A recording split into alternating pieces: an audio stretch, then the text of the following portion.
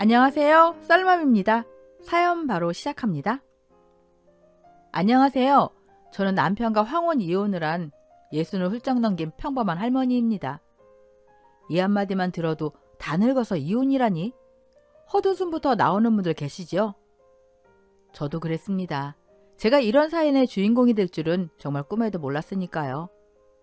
썰맘을 틀어놓고 집안일을 하거나 운동을 하면서 세상엔 별별 인생이 다 있구나. 그렇게 남 이야기처럼 듣기만 했지 제가 직접 사연을 쓰게 될 줄은 상상도 못했습니다.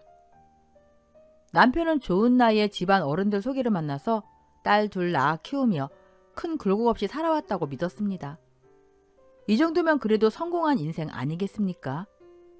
그런데 인생의 복병은 하필 황혼에 숨어있더군요. 믿어지세요? 다 늙어 빠진 남편이 이 나이에 마누라 속을 이렇게 썩일 줄은 누가 상상이나 했겠습니까? 어처구니 없는 제 이야기 잠시만 들어주세요. 남편은 평생 한 직장만 다니다가 은퇴했습니다. 이제 당신 하고 싶은 거 하면서 살아. 저도 진심으로 응원해줬지요. 그랬더니요. 등산, 낚시, 볼링. 한이 맺힌 사람처럼 안 해본 게 없더군요. 그러려니 했습니다. 그땐 몰랐죠. 그 취미 뒤에 이런 일이 숨어 있을 줄은. 그날도 저는 저녁거리를 사러 시장에 나서려던 참이었습니다. 그때였습니다. 현관 앞에서 웬 남자 하나가 대뜸 이렇게 묻더군요. 여기가 박영수란 놈팽이가 사는 집이요? 박영수, 제 남편 이름입니다. 남편 맞는데요? 늦신데 그러세요? 그랬더니 그 남자가 목소리를 낮추며 말했습니다. 혹시 그놈 안 사람 되십니까? 맞습니다만 왜 그러시는데요? 다음 말에 제 귀를 의심했습니다. 그놈이 말이요. 내 마누라랑 바람이 났지 뭡니까? 지금 그놈은 어디 있습니까?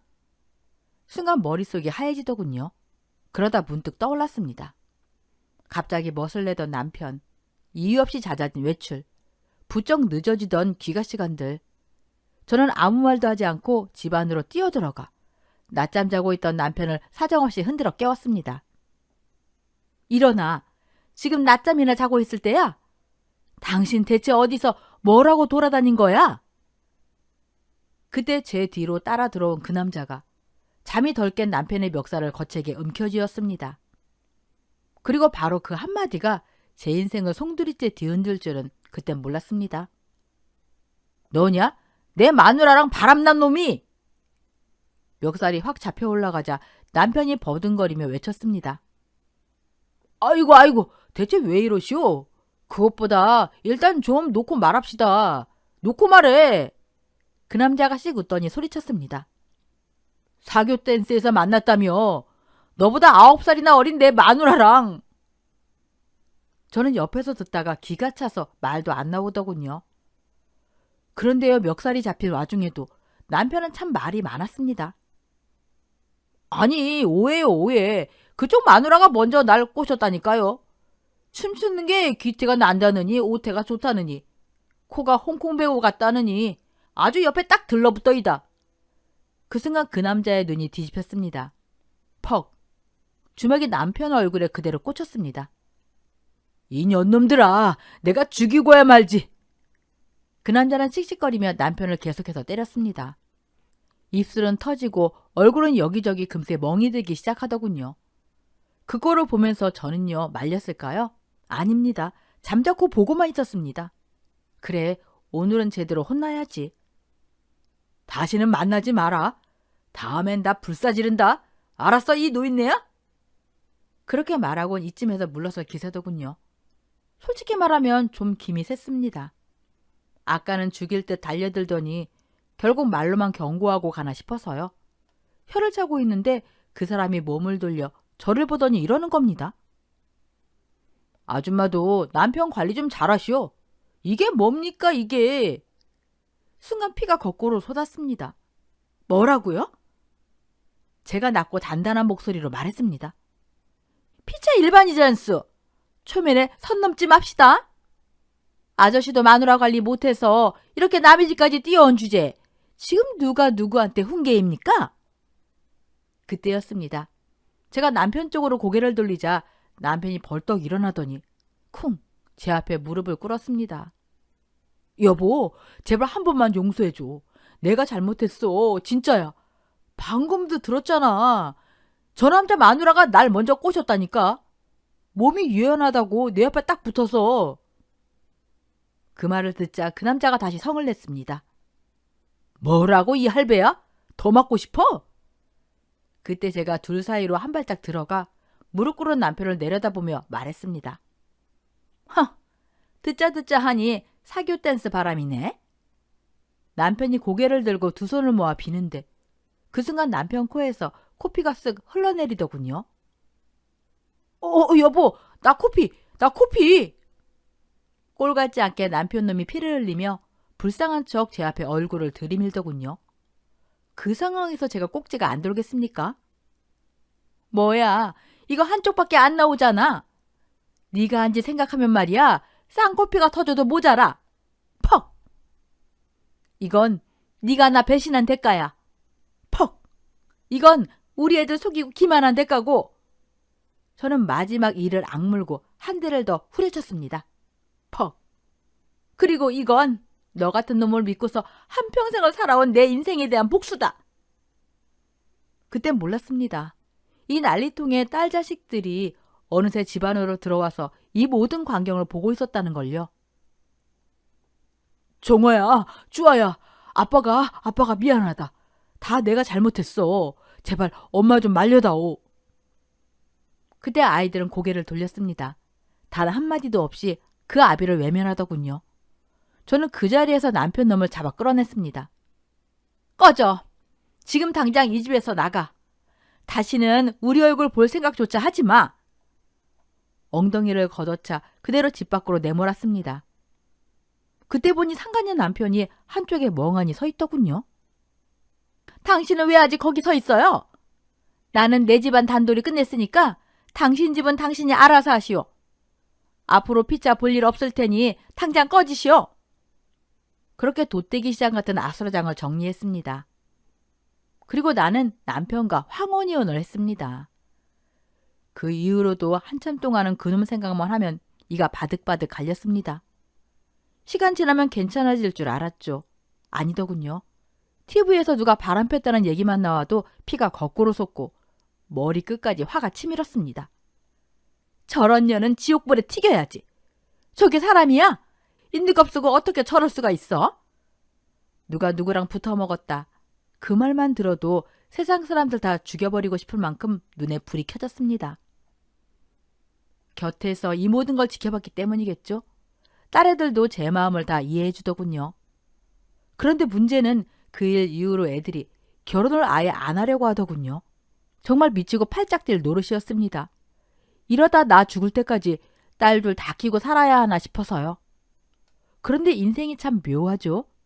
될 일은 애써 노력하지 않아도 술술 풀리고 안 될 일은 죽어라 애써도 안 된다더니 큰애 결혼이 딱 그랬습니다. 동네에 거의 20년을 한자리에서 장사하는 식당 여자가 하나 있었어요. 옷가지도 나누고 이런저런 살림살이도 나눌 만큼 꽤 친하게 지냈죠. 어느 날 제가 그 집에 가서 속을 좀 털어놨습니다. 우리 딸이 말이야, 결혼할 생각이 아예 없어. 남자한테 관심이 없는 건지 아빠한테서 그런 꼴을 봐서 그런 건지 물어보면 또 아니래. 사람 미치겠어 정말. 그랬더니 그 여자가 손뼉을 딱 치더군요. 그럼 딱 맞는 집이 하나 있어. 내가 아는 집 아들도 결혼 안 해서 부모가 고민이 이만저만이 아니야. 41래. 키도 훤칠하고 잘생겼어. 나이도 그렇고 내가 보기엔 잘 맞을 것 같아. 딱이야 딱. 그렇게 해서 선을 보게 됐습니다. 그런데요. 둘 다 서로가 마음에 든다지 뭡니까? 재고 따질 것도 없이 속전속결이었어요. 솔직히 말하면 저도 속으로 생각했습니다. 둘째야 타지나가 살고 있으니 그렇다 치고 큰애까지 40 넘어서 옆에 끼고 살고 싶진 않다. 그래서 후딱 치웠습니다. 그런데요 하나 걸리는 게 있었습니다. 상견례 자리에서 딸의 시어머니 될 분이 이런 말을 꺼내는 겁니다. 사돈도 아시다시피 요즘 애들 나이 먹어도 모르는 게 많잖아요. 공부만 하고 직장만 다녀서. 그래서 말인데요. 애 생기기 전까지만이라도 제가 데리고 살면서 살림도 좀 가르치고 말동무도 하고 그렇게 지내면 어떨까요? 1, 2년이면 충분할 거고 애 생기면 바로 분가시킬 생각이에요. 요즘 세상에 시댁살이라니. 저는 정중하게 거절할 말을 고르고 있었는데 딸애가 그때 나서더군요. 네, 그렇게 할게요, 어머님. 본인이 먼저 설레발을 치는데 아무리 엄마라도 그 자리에서 말릴 수가 있겠습니까? 겉으로 보기엔 둘 사이가 워낙 좋아 보였고 사이될 사람도 순해 보여서 괜한 걱정인가 싶기도 했습니다. 그래도 어미 마음이 그렇잖아요. 집에 돌아와 딸에게 신신당부했습니다. 뭐든지 좋으니까 속상한 일 생기면 제일 먼저 엄마한테 말해. 딸은 고개를 끄덕이며 철석같이 약속했고요. 그렇게 큰애를 시집보냈습니다. 결혼하고 한동안은요. 딸의 콧노래가 집 밖에서도 들릴 정도였습니다. 이렇게 좋은 결혼을 왜 진작 안 했는지 모르겠어. 엄마, 나 회사 다녀와서 시어머니가 차려준 저녁밥 먹는 것도 괜히 미안해. 설거지라도 하려고 하면 피곤한데 뭘 자꾸 하려고 하냐면서 방에 들어가서 쉬래. 시아버지도 다정하고 남편도 나한테 잘해주고. 딸의 목소리가 전화기 너머에서 웃고 있었습니다. 요즘 같아선 세상에 부러울 게 하나도 없어. 그 말에 제 마음도 같이 풀어지더군요. 아, 이제 정말 한시름 났구나. 그런데요, 인생은 꼭 이럴 때 한 방을 준비해 놓더군요. 사돈댁에 큰 호재가 생겼습니다. 사이에 조부가 물려줬다는 시골 허허벌판 땅에 개발 계획이 잡혔고 쓸모없던 땅이 단숨에 큰돈이 됐다는 겁니다. 딸도 전화로 들떠있더군요. 엄마, 우리 집 땅값이 장난 아니래. 그때는 몰랐습니다. 이 일을 계기로 모든 게 틀어질 줄은요. 돈이 생기자마자 딸의 시어머니가 변하기 시작했습니다. 제일 먼저 한 일이요. 국산 고급 세단을 한 대 뽑았답니다. 그러더니 고 손주 볼 나이에 체형 교정센터를 다니질 않나. 젊은 애들처럼 화장을 진하게 하고 옷차림도 달라지질 않나. 솔직히 말해 보기 좀 민망했습니다. 그런데 진짜 문제는 그 다음부터였습니다. 딸의 전화가 매일같이 걸려오기 시작한 겁니다. 목소리가요. 분통이 터져 있더군요. 왜 또 그래? 제가 물으면 딸이 조심스럽게 이야기를 꺼냈습니다. 시어머니가 이제는 수준에 맞는 사람들을 만나겠다면서 돈 있는 여자들 모임에 들어갔다는 겁니다. 새로 산 차를 타고 허구한 날 어울리다 어느 날은 그 여자들을 집으로 데려왔답니다. 과일 바구니를 들고서요. 딸은 며느리니까 과일 몇 개를 까가 차랑같이 내왔답니다. 그때였습니다. 그중 한 여자가 과일 접시를 보더니 이렇게 말하더랍니다. 어머, 비싼 과일 잔뜩 있는데 싸고 맛없는 것만 깎아왔네. 며느리 참 실속 있다. 비싼 건 남겨뒀다가 자기 남편 주려고 그러나 봐. 아주 금실 좋다, 금실 좋아. 그 말을 듣는 순간 딸의 얼굴이 확 달아올랐답니다. 웃어야 할지 고개를 숙여야 할지 아무 말도 못하고 그 자리에 서 있었다더군요. 딸의 이야기를 듣는 내내 제 손이 부들부들 떨렸습니다. 이게 시작이란 걸 저는 그때 직감했습니다. 그리고 이 이야기를 지금 썰맘에 털어놓으면서도 그날 딸이 느꼈을 그 수치심이 아직도 내 가슴에 남아있습니다. 엄마, 내가 뭐 그러려고 그랬겠어? 편하고 익숙한 걸로 그냥 깎아낸 거야. 딸의 목소리가 꾹 눌려 있었습니다. 근데 엄마, 진짜 화나는 건 그 다음이야. 딸이 시어머니 목소리를 흉내내며 말하더군요. 아유, 너도 참. 애들 금실 좋은 건 맞는데 그저 쥐뿔도 없는 집에서 커서 그런 거니까 오해는 마라. 그리고는 딸을 향해 이렇게 말했다는 겁니다. 예, 가서 과일 다시 깎아와. 친정엄마가 손님 오면은 제일 좋은 걸로 내오라고 안 가르치던. 이게 뭐니, 이 궁상이. 그 말에 딸이 참다 입을 열었답니다. 어머님, 무슨 말씀을 그렇게 하세요? 저 공부만 하고 직장만 다녀서 어머님이 가르치신다고 끼고 사시는 거잖아요. 제가 못난 짓을 했다면 그건 다 어머니께 배운 거 아니겠어요? 그 순간 시어머니가 과일 꽂혀있던 포크를 집어서 딸에게 던졌답니다. 야, 너 지금 어느 안전이라고 따박따박 말대꾸야? 없는 집안인 줄은 알았지만은 이렇게 천하고 무식할 줄은 몰랐다. 사돈한테 전화해서 반품을 하든지 해야지 원. 그 말을 듣고 딸이 조용히 그러나 또렷하게 말했답니다. 어머님, 지금이 무슨 조선시대예요? 어느 안전이니 천하다느니 이게 다 무슨 말씀이세요? 그리고요, 제가 무슨 택배예요? 전화해서 반품하게.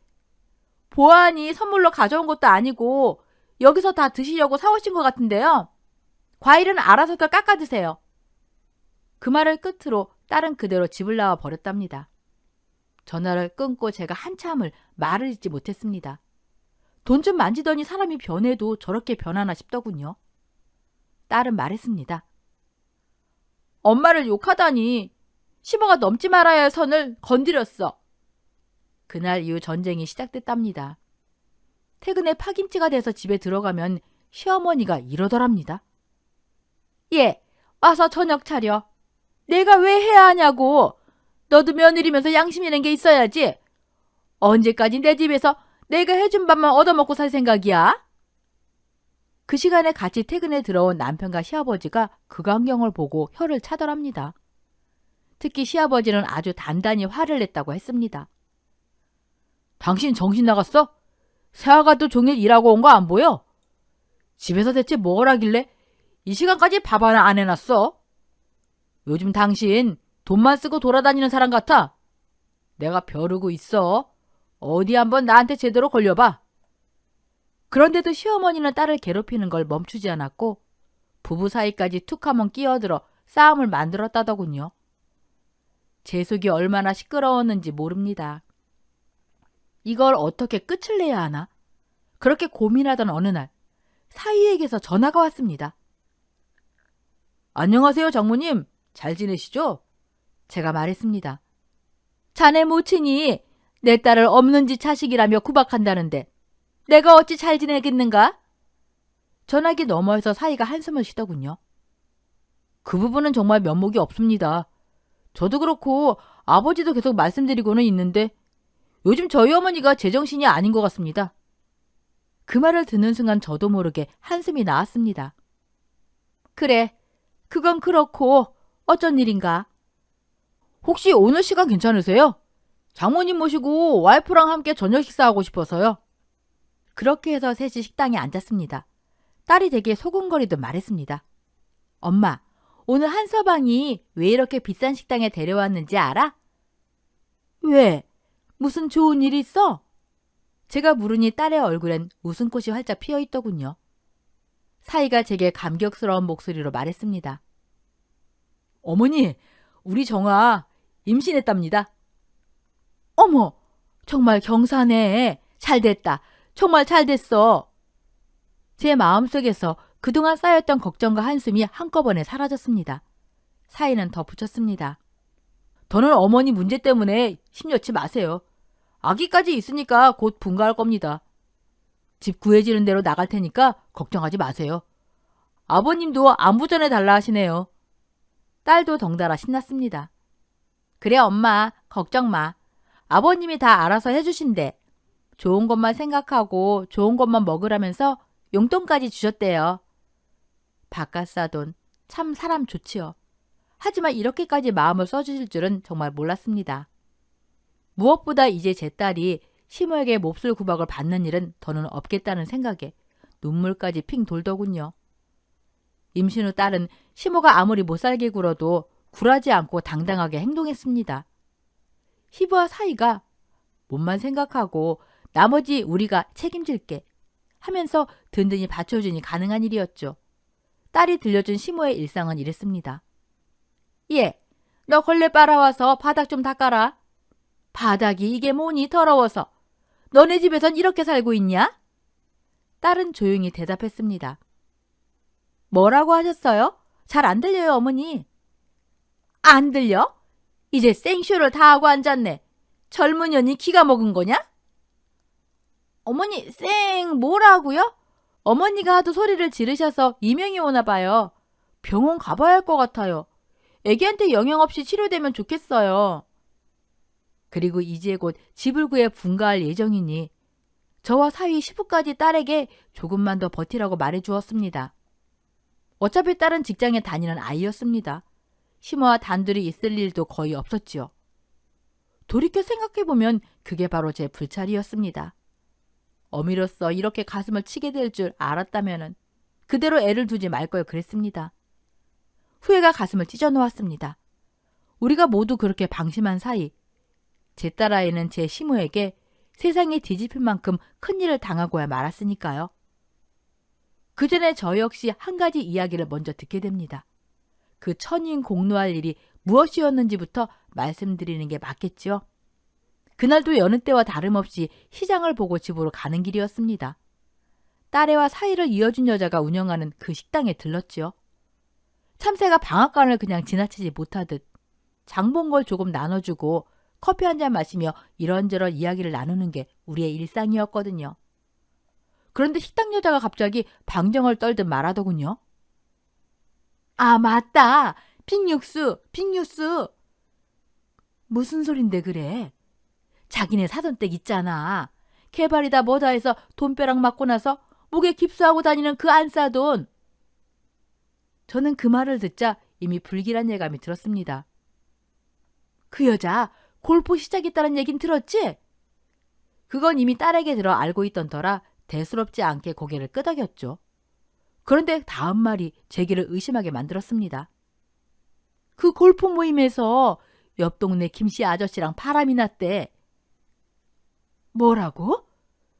둘이 바람 났대. 지금 소문이 쫙 퍼졌어. 사람들 눈 피해서 같이 다니는 거 봤다는 사람도 수두룩이야. 그 순간 저는 자리에서 벌떡 일어났습니다. 그년이 지금 뭐가 어째? 처음에 말씀드렸듯 저는 바람이라는 말만 들어도 자다가도 벌떡 일어나는 사람이었으니까요. 그런데 남도 아닌 제 딸의 시모가 제 안싸돈이 바람이라니요? 그날 이후 저는 며칠 동안 안싸돈의 뒤를 캐기 시작했습니다. 소문인지 사실인지 제 눈으로 확인해야 했으니까요. 사흘 동안 몰래 안싸돈을 따라다녔습니다. 그리고 확실히 알게 됐습니다. 그 여자는 100번, 1000번 확실하게 바람이 나 있었습니다. 분노로 온몸이 떨렸습니다. 이걸 어떻게 뒤집어 엎을지 머릿속이 새하얘졌죠. 그때 딸에게서 전화가 왔습니다. 저는 반가운 마음에 전화를 받았습니다. 그런 여자와 단 한순간도 더 같이 있게 하고 싶지 않아 오늘부터라도 한서방이랑 우리 집으로 오라고 말할 작정이었거든요.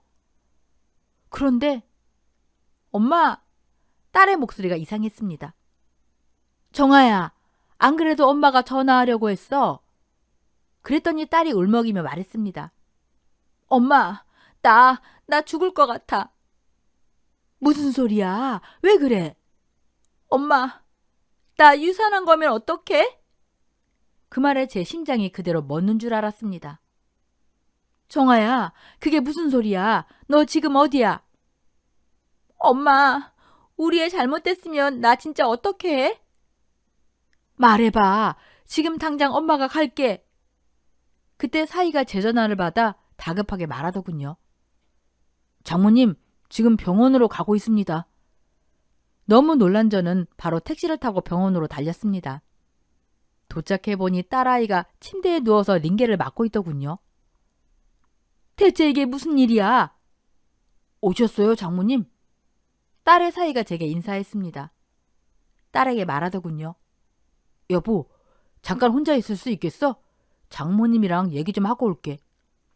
딸은 힘이 빠진 목소리로 대답했습니다. 그냥 여기서 해. 안 돼. 사이가 딸의 이마에 입을 맞추며 속삭였습니다. 밖에 오래 있지 말고 얼른 들어와. 편히 한숨 자고 있어. 앞으로 내가 널 지킬 테니까 걱정하지 마. 사이가 몸을 낮춰 딸을 꼭 안아주는 모습만으로도 모든 상황이 보였습니다. 뭔지 알겠어. 일으킨 건 그 옆에 내지. 딸은 눈물을 글썩이며 고개를 끄덕였습니다. 사이는 눈물을 닦아주며 다정하게 말했습니다. 여보, 그만 울어요. 자꾸 이러면 울보가 태어날 거야. 그제야 저는 한시름 놓을 수 있었습니다. 우린 그렇게 한참을 기다린 후 밖으로 나왔습니다. 저는 딸에게 말했던 대로 문 앞에 서서 단호하게 말했습니다. 그래, 무슨 일인지 어서 얘기해 보게. 그 순간 사위가 제 앞에 무릎을 꿇고 말했습니다. 죄송합니다, 장모님. 모든 게 제 잘못입니다. 종아 임신했을 때 임시라도 원룸을 구해 둘이 나갔어야 했는데. 이미 벌어진 일이니 그 얘긴 그만두고 전후 사정을 말해주게. 그때 제 손이 떨리고 머리카락에 쭈뼛서는 걸 느꼈습니다. 하지만 다행이었습니다. 이 사건이 잘못됐더라면 저는 지금 이 자리에서 할머니라는 인사조차 할 수 없었을 테니까요. 그날은 딸과 사이가 정기검진을 받으러 가는 날이었고 딸은 고위험 산모라 대학병원에서 진료 중이었습니다. 사이는 미팅을 서둘러 끝내고 집에 들러 딸을 태운 뒤 곧바로 병원으로 향하려 했대요. 가족들은 전혀 몰랐지만 저희 엄마가 1,000만 원을 현금으로 뽑아 가지고 계셨더랍니다. 그때 이 큰돈을 설마 바람난 남자한테 주려는 건가? 이런 생각이 잠깐 스쳤지만은 말은 꺼내지 않았죠. 그랬더니 사이하는 말이 사실은 금을 사려고 하셨던 거라네요. 그런데 금과 아픈 우리 애가 누워있는 것과 무슨 상관이냐고요. 이 이야기는 사이에게 직접 들은 것과 딸에게서 전해 들은 이야기를 섞어 적은 것이니까 감안하고 들어주세요. 사이와 얘기를 나눌수록 저는 점점 깨달았습니다. 왜 한서방이 그렇게까지 악착같이 저와 딸만 따로 빼내서 이야기를 나누려 했는지 그 이유가 이제야 이해되더군요. 아침나절 잠깐 외출했다 돌아온 그 여자가 안방 화장대 문갑에 넣어두었던 1,000만 원이 사라진 걸 발견했답니다. 그리고 병원 검진 시간에 맞춰 옷을 갈아입고 있던 제 딸에게 득달같이 달려들었다더군요. 없는 집안인 줄 알았지만은 손버릇까지 더러운 년인 줄은 몰랐네. 그래, 네가 가져갔지? 내 돈 어쨌어? 내 1,000만 원 어쨌냐고? 무슨 말씀이세요, 어머님? 또 안 들리는 척할 참이냐? 오냐, 오늘 내가 아주 작정하고 네 귀를 뻥 뚫어주마. 다시는 못 알아듣게 말이야. 딸은 정말 몰라서 정말 이해가 안 돼서 그렇게 말했답니다. 정말 무슨 말씀이신지 모르겠어요. 돈이라뇨. 지금이라도 내놓으면 용서해 주려고 했는데 너 정말 안 되겠구나. 왜 생사람을 잡으세요? 정말 제가 돈을 훔쳤다고 생각하세요? 어머님은 생각하시는 수준이 그것밖에 안 되세요? 그러자 그 여자가 비웃듯 말했답니다. 수준? 그래, 오늘 네가 그 수준이 뭔지 제대로 맛보게 해주마. 그리고는 임신한 제 딸의 머리채를 움켜쥐고 안방 화장대 앞으로 질질 끌고 갔다더군요. 갑작스러운 폭언에 딸은 반사적으로 배를 끌어안았답니다. 아이를 지켜야 한다는 생각 하나로요. 눈 똑바로 뜨고 봐. 여기 분명 돈이 있었어. 그런데 왜 없어졌냐고? 이 집에 지금 너랑 나 말고 누가 더 있어? 제가 안 가져갔다는데 대체 왜 이러세요, 어머님? 손주 태어나기도 전에 집안 망신시키라고 작정했냐? 어머님, 정말 미친 거예요? 그 말에 그 여자는 이를 드러내며 소리를 질렀다더군요. 그래, 나 미쳤다. 임신 좀 했다고 기고만장해져서 시부랑 남편 앞에서 나대는 꼴을 보는데 내가 안 미치게 생겼냐? 여자가 임신하는 게 뭐가 그렇게 대수라고? 애 핑계대면서 빠져나가려고 해? 돈 어딨냐고? 버러지 같은 년이 가난한 친정에 빼돌리려고 숨겨놨지? 머리채를 잡힌 채 이리저리 휘둘리면서도 제 딸은 끝까지 배를 감싼 손을 풀지 않았다고 합니다. 늦은 나이에 어렵게 생긴 아이, 무슨 일이 생겨도 이 아이만은 지켜야 한다는 생각뿐이었다고요. 이야기를 듣는 내내 저는 정말 그 옆에 애를 죽이고 싶었습니다. 여러분이라면 안 그러시겠습니까? 손찌금 한 번 없이 귀하게 키운 내 새끼를 도둑년 취급하는 것도 모자라서 임신한 몸에 저런 폭언과 폭력을. 돈 어디 있냐고. 내 돈 이년아. 입이 붙었으면 말 좀 해봐. 울긴 왜 울어? 네가 한 짓이 있으니까 우는 거지? 벼락 맞아 죽을련. 그 여자가 그렇게 며느리를 붙잡고 난리를 치는 동안 사이가 몇 번이나 전화를 했지만 받지 않았답니다. 검진 시간이 한참 지났는데도 내려오지 않는 아내를 찾아 사이가 집으로 올라왔고 문을 열자마자 그 지옥 같은 광경을 마주쳤다고 하더군요. 엄마, 지금 대체 뭐 하는 짓이야? 사이가 고함을 치며 달려오자 몸을 최대한 웅크린 채 배만 감싸고 있던 정아가 그 소리를 듣고 몸을 일으켜 남편 쪽으로 가려고 했답니다. 그 순간 그 여자가 돌아서는 정아의 머리채를 다시 한번 낚아채 끌어당겼고 딸아이는 그대로 문간 모서리에 머리를 부딪히며 바닥으로 넘어졌습니다. 사이는 그렇게 제 딸을 안고 곧장 병원 응급실로 달려온 거였고요. 죄송합니다, 장모님. 제 엄마라는 여자랑은 당장 인연 끊겠습니다. 정말 죄송합니다. 제가 정아를 더 제대로 지켰어야 했는데. 사이의 목소리는 이미 사람의 것이 아니었습니다. 부서질 대로 부서진 소리였지요. 그때였어요. 응급실 쪽에서 헐레벌떡 뛰어들어오는 발소리가 들렸습니다. 이게 다 무슨 일이야? 고개를 들자 바깥사돈, 그러니까 제 딸의 시아버지가 얼굴이 새하얗게 질린 채 서 있더군요. 새아가는 어디 있어요? 그 말을 듣는 순간 저는 더 버티질 못하고 그 자리에 그대로 주저앉았습니다. 그리고 주먹으로 제 가슴을 있는 힘껏 내리쳤습니다. 쿵, 쿵. 정말 미쳐버릴 것 같더군요. 사이는 그런 제 앞에서 연신 고개를 숙이며 말했습니다. 죄송합니다. 정말 죄송합니다. 혹시라도 안에서 딸아이가 이 소리를 듣고 다시 흥분할까봐 우리 모두 숨을 죽인 채 목소리를 낮췄습니다. 그때였어요. 응급실 한쪽 끝, 기둥 뒤에 누군가가 서 있는 게 보이더군요. 쭈뼛쭈뼛 고개를 들지 못한 채 서 있던 사람, 그 악마 같은 여자였습니다. 순간 눈앞이 하얘졌습니다. 저는 말도 없이 벌떡 일어나 그 여자를 향해 달려갔습니다. 그리고 이를 악물고 주먹으로 그 여자의 뺨을 정면으로 때렸습니다. 짝! 병원 안에 둔탁한 소리가 들렸고 사람들이 놀라 소리쳤습니다. 경비원들이 뛰어왔지만 그 전까지 저는 있는 힘을 다해 그 여자를 때렸습니다. 머리채를 움켜쥐고 이리저리 휘둘렀습니다. 신기하게도 저는 소리를 한 번도 지르지 않았습니다. 울지도 않았고요. 그저 이를 악문 채 그 여자를 붙잡고 마지막으로 그 귀에다 대고서는 아주 낮은 목소리로 이렇게 말했습니다. 너 사람 잘못 건드렸어. 산채로 불지옥에 타는 느낌이 어떤 건지 내가 아주 제대로 보여줄게. 경비원들에게 끌려 떨어지기 직전 제 손에는 그 여자 머리카락이 한 움큼씩 쥐어져 있더군요. 그 이후 일은 사이와 바깥사돈이 병원 측에 이야기해서 그 여자를 완전히 쫓아내는 걸로 마무리됐다고 합니다. 저는 그저 떨리는 손으로 병실 문 앞에 서 있다가 조심스럽게 문을 열었습니다. 딸아이는 침대에 누운 채 새끈새끈 숨을 쉬며 잠들어 있었습니다. 그 모습을 보는 순간 그제야 다리에 힘이 풀렸습니다. 아, 살았구나. 그 생각 하나에 저는 병실 문틀에 기대 소리도 없이 울었습니다. 소리를 내지 않으려 했지만 그건 사실상 불가능했지요. 몸도 마음도 이미 한계까지 망가진 상태였으니까요. 문 앞에서 그렇게 난리가 났는데도 저렇게 깊이 잠이 들다니. 그 모습을 보는 순간 저는 결심했습니다. 설령 나까지 지옥불에 같이 튀겨지는 한이 있더라도 그 여자는 절대 가만두지 않겠다고요. 잠든 딸아이 얼굴을 한참이나 내려다보고 있는데 바깥사돈이 사위와 함께 병실로 들어오며 말하더군요. 안사돈, 죄송합니다. 무슨 일이 있었는지 다 들었습니다. 그리고는 차마 고개를 들지 못한 채 이렇게 말을 이었습니다.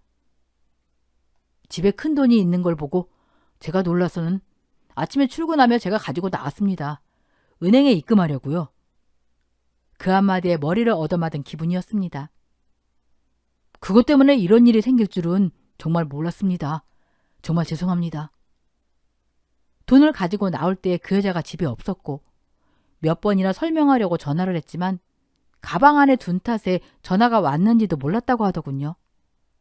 전후 사정을 다 듣고 나니까 분노가 사라진 대신에 오히려 더 차가워졌습니다. 새아가랑 안사돈께 무릎이라도 꿇고 빌라고 못난 제 옆에 내를 불렀던 건데 오히려 화만 돋은 것 같습니다. 저는 조용히 말했습니다. 나가서 말씀하시죠. 겨우 잠든 애 깰까 겁납니다. 사이에게 딸을 맡기고 바깥사돈과 자리를 옮겼습니다. 그리고 한치의 흔들림도 없이 말했죠. 이 일로 우리 딸 유산될 뻔했습니다. 저는 이 일 절대 그냥 못 넘깁니다. 바깥사돈은 연신 고개를 숙이며 죄송하다고 했습니다. 새아가 마음 풀릴 때까지 제가 그 여자를 손이 발이 되도록 빌게 하겠습니다. 그 말에 저는 냉정하게 되물었죠. 그러니까 이 일을 용서해 주시겠다는 말씀이십니까? 당황한 표정으로 아무 말도 못하는 박카사돈에게 저는 제 핸드폰을 내밀었습니다. 지난 사흘 동안 그 여자를 몰래 따라다니며 찍어둔 사진들. 박카사돈은 사진을 넘길수록 점점 얼굴이 굳어가더군요. 제 딸이 이런 여자를 시어머니라고 부르며 살게 할 수는 없습니다. 수치스러워서 도저히 안 됩니다. 그리고 권유를 가장한 제안을 하나 했습니다. 다른 남자랑 정분나서 동네 망신시키고 다니는 것도 모자라서 제 딸을 도둑년 취급하고 태어나지도 않은 손주까지 죽일 뻔한 여자를 그래도 용서하고 싶으시다면은 뭐 마음대로 하세요. 박카사돈이 화들짝 놀라며 말했죠. 안사돈, 그게 무슨 말씀이십니까? 저는 눈도 깜빡이지 않고 말했습니다. 그땐 한서방이랑 제 딸 이혼하면 됩니다. 사람 고쳐 쓰는 거 아니랬습니다. 그래도 그 금수만도 못한 여자를 계속 데리고 살 생각이시면 그렇게 하세요. 다만 그 가족 안에 제 딸과 제 손주는 결코 없을 겁니다. 제가 그렇게 두고 보지 않을 테니까요. 박카사돈은 그제야 상황이 얼마나 심각한지 깨달은 눈치였습니다. 이번에 우리 애가 겪은 일, 저는 이대로 절대 못 넘깁니다. 정신적 피해 보상 톡톡히 받아야 할 겁니다. 자리를 뜨려다 저는 마지막으로 한마디를 덧붙였습니다. 저도 저지만 박카사돈도 참 딱하십니다. 평생 억울하지 않으세요? 자존심도 없으십니까? 그제야 박카사돈이 조심스럽게 입을 열었습니다. 아까 보여주신 사진으로 제 차가 바람난 건 알겠습니다. 전후 사정을 자세히 말씀해 주십시오. 결정을 내리는데 도움이 필요합니다. 그래서 저는 그 식당에서 들은 소문부터 직접 조사하며 새로 알게 된 사실까지 하나도 빼놓지 않고 전부 말해줬습니다. 골프 모임 아랫동네 김씨, 눈피해 다니던 모습, 이미 동네에 소문이 쫙 퍼졌다는 것까지도요. 제가 말할 때마다 박카사돈은 점점 더 경악한 표정을 짓더군요. 아마 이제야 자기가 어떤 여자와 평생을 살고 있었는지 제대로 본 거겠지요. 모든 걸 털어놓고 저는 곧장 딸에게 돌아갔습니다. 지금 가장 보살핌이 필요한 건 누구보다 제 딸이니까요. 그날 박카사돈은 제가 알려준 장소에 숨어 있다가 두 사람을 현장에서 붙잡았습니다. 점잖던 그분이 얼마나 화가 났던지, 자기 아내뿐 아니라 아랫동네 김씨까지 정말 믿기 힘든 일이었죠. 김씨네 집도 난리가 났고 박카사돈은 제가 건넨 사진과 현장 목격 사실을 바탕으로 해서 바로 이혼 소송을 진행했습니다. 그 여자는 결국 가진 건 모두 털리고 집에서 쫓겨났습니다. 자랑하던 금부치, 폐물, 재산 모두 딸에게 위자료로 넘어갔죠. 분가를 준비하던 딸과 사위는 새 아파트로 이사했습니다. 박카사돈을 모시고 함께 살아가기로 했죠. 딸은 말했습니다. 아버님 같은 분과 함께라면은 아이도 그냥 보고 배우는 것만으로 올바르게 자랄 것 같아요. 정말 잘한 선택이었습니다.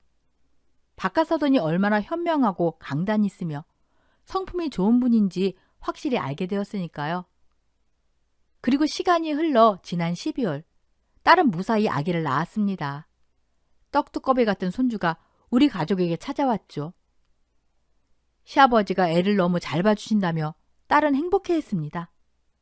벌레만도 못한 그 여자가 사라진 뒤 우리 두 집안엔 평화가 찾아왔습니다. 출산 후 처음 맞은 설날, 딸이 집에 오더니 재밌는 소식을 전했습니다.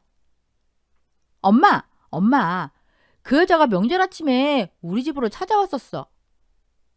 꾀죄죄한 몰골로 찾아와 아버님을 붙잡고 빌었다더군요. 여보, 내가 잘못했어. 제발 용서해줘. 나 도저히 이렇게 못 살겠어. 다시는 안 그럴 테니까 제발 나 내치지 마. 하지만 딸의 시부는 말했습니다. 꺼져. 내 손주는 벌레만도 못한 너 같은 삶을 살게 두지 않겠다. 다시는 여기 오지 마. 딸은 웃으며 저에게 이 이야기를 전했습니다. 마음이 놓였죠. 혹시라도 딸의 마음에 상처가 남을까 걱정했거든요. 딸과 사이는 최근 지어진 넓은 아파트로 이사했고 지금도 신혼처럼 행복하게 살고 있습니다. 출산한 지 얼마 되지 않은 딸은 벌써 둘째 계획까지 세우며 들떠 있습니다. 둘째 딸 주아도 언니를 보며 형부 같은 남자와 결혼하고 싶다며 노래할 정도라니. 이제야 제 말년도 평화롭게 흘러가는 것 같습니다. 행복이란 별거 없습니다. 가족끼리 웃고 함께 살아가는 일, 그것만으로도 충분한 행복이죠. 여러분께서도 가정에 평화와 행복이 가득하기를 진심으로 바랍니다. 감사합니다. 오늘 썰맘 사연글에 여러분의 소중한 댓글 부탁드립니다. 그리고 어디서 사연 듣고 계시는지, 연령대는 어떻게 되시는지 안부도 부탁드립니다. 그럼 오늘 사연도 함께 읽어주셔서 감사합니다.